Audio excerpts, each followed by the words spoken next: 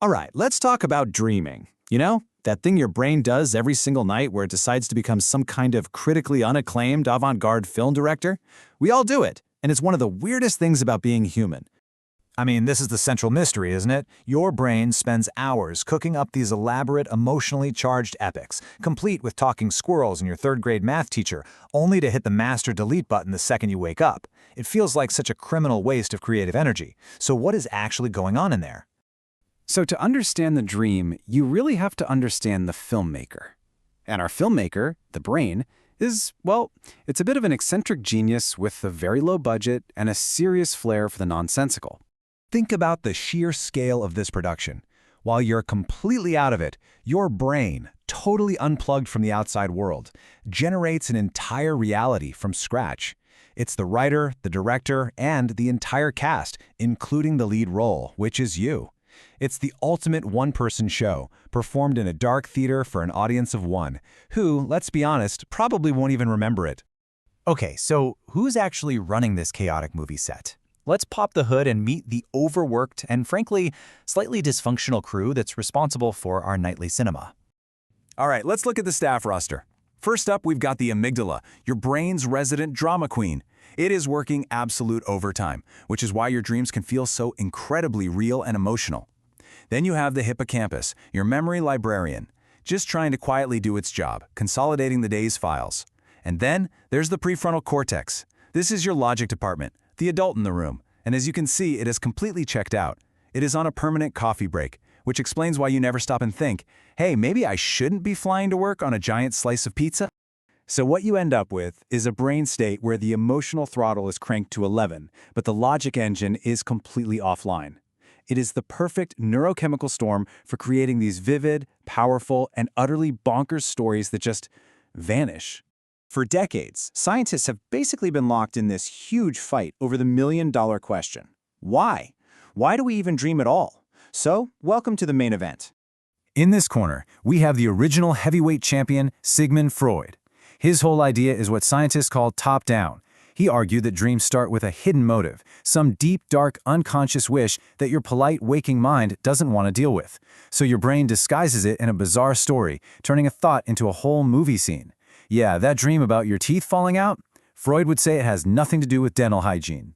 And in the other corner, the challenger, Alan Hobson, with his bottom-up theory. He basically looked at Freud's idea and said, yeah, no. For Hobson, this isn't about some deep hidden meaning. It's just random electrical noise firing up from the brainstem. Your higher brain then desperately tries to stitch this chaotic static into a story, kind of like trying to find a plot in a TV tuned to a dead channel. And this table really lays out the fundamental disagreement. You've got Freud saying dreams are these big disguised wishes. Hobson says, nope, they're just synthesized noise. And when it comes to forgetting them, Freud claims we actively repress the memories because they're too disturbing for us. Hobson just shrugs and says, it's just a change in brain chemistry. And then the neurocognitive model kind of splits the difference, saying we forget because there's no real-world context to anchor the memory. But hold on, new challengers have entered the ring. The modern view, and it's gaining a lot of ground, is that dreams aren't just byproducts, they're simulations. Yeah, think of your sleeping brain as firing up a pretty sophisticated virtual reality program every single night. One of the biggest of these is threat simulation theory, or TST. This is the idea that dreaming is basically an evolutionary leftover, a training program from our cave-dwelling ancestors. It's a biological VR simulator that let them practice running from predators. So when you dream you're being chased, that might just be your brain running an old-school survival drill, just in case a saber-toothed tiger shows up to your Monday morning meeting. Then you've got social simulation theory. This one suggests that for a super social species like us, the biggest threats aren't tigers. They're awkward work parties and difficult conversations. According to this theory, your brain spends the night running social drills, rehearsing interactions with virtual avatars of people you actually know. So yes, your brain might be practicing how to navigate a family dinner while you're sound asleep. So whether it's a Freudian drama or a Stone Age survival simulation, we are still left with the great mystery of the vanishing memory. Why do these elaborate productions just disappear the moment the credits roll? Seriously, let's ask this again, because it is just so baffling. The brain puts in all this work to create, to simulate, to rehearse, only to wipe the slate clean. It's like writing a brilliant novel and then immediately feeding it to a shredder. What is the point? Well, science has a couple of prime suspects. Suspect number 1 is a lazy employee, your hippocampus. You know, your brain's save button. It seems it's one of the last parts of the brain to really wake up. So just like the slide says, you have this incredible, life-altering dream, but your hippocampus is still mashing the snooze button. By the time it finally clocks in for the day, poof, the memory is already gone. Suspect number 2 is the very specific chemical cocktail your brain is serving up. During dream sleep, you're flooded with a chemical called acetylcholine that amps everything up, making things wild and vivid. But, and this is the kicker, you have almost none of the noradrenaline you need to actually lock in those memories. This creates a brain state that's perfect for having a bizarre experience and absolutely terrible for remembering it. Okay, so after all this, the B-movies, the scientific brawls, the vanishing memories, we have to ask, what is the grand purpose of all this nightly madness?